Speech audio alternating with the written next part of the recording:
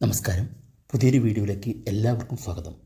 ഞാനിപ്പോൾ കണ്ണൂർ ജില്ലയിലെ മാട്ടൂൽ എന്ന സ്ഥലത്താണുള്ളത്. പ്രകൃതി മനോഹരമായ സ്ഥലം, കടലിനോടും കായലിനോടും ചേർന്ന് കിടക്കുന്ന പ്രദേശം, അതായത് പഴയ ചിറക്കൽ രാജ്യത്തിൻ്റെ ഭാഗം. പൈതൃകമായി കിട്ടിയ പല ആചാരാനുഷ്ഠാനങ്ങളും അതേപടി നിലനിർത്തുന്ന നാട്ടുകാർ. നമുക്കറിയാം, കർക്കിടക മാസം എന്ന് പറഞ്ഞാൽ ദുഃഖങ്ങളുടെയും ദുരിതങ്ങളുടെയും ദുരന്തങ്ങളുടെയും മാസം. ഇല്ലായ്മയും പട്ടിണിയും രോഗങ്ങളും മരണങ്ങളും കൊണ്ട് ജനങ്ങൾ പൊറുതിമുട്ടിയപ്പോൾ ആശ്വാസമായി ഒരു മിന്നൽ പിണർ പോലെ ഓടിയെത്തിയ ദേവതമാരാണ് മാരിത്തെയ്യങ്ങൾ. ഈ മാരിത്തെയ്യങ്ങൾ കഷ്ടനഷ്ടങ്ങൾക്ക് അറുതി വരുത്തി ദുഷ്ടശക്തികളെ നിഗ്രഹിച്ച് കടലിലൊഴുക്കി ജനങ്ങളുടെ ഇഷ്ടദേവന്മാരായി മാറി എന്നാണ് വിശ്വാസം.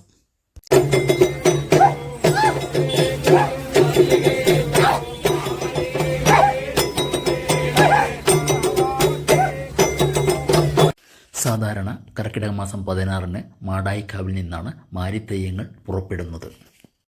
പുലയ സമുദായത്തിൽപ്പെട്ടവർക്കാണ് ഈ തെയ്യം കെട്ടാനുള്ള അവകാശം. മാരിക്കലിയൻ, മാമാരിക്കലിയൻ, മാരിക്കലിച്ചി, മാമാരിക്കലിച്ചി, മാരിക്കുളിയൻ, മാമാരിക്കുളിയൻ എന്നിങ്ങനെ 6 തെയ്യങ്ങളാണ് ഈ സംഘത്തിൽ ഉണ്ടാവുക.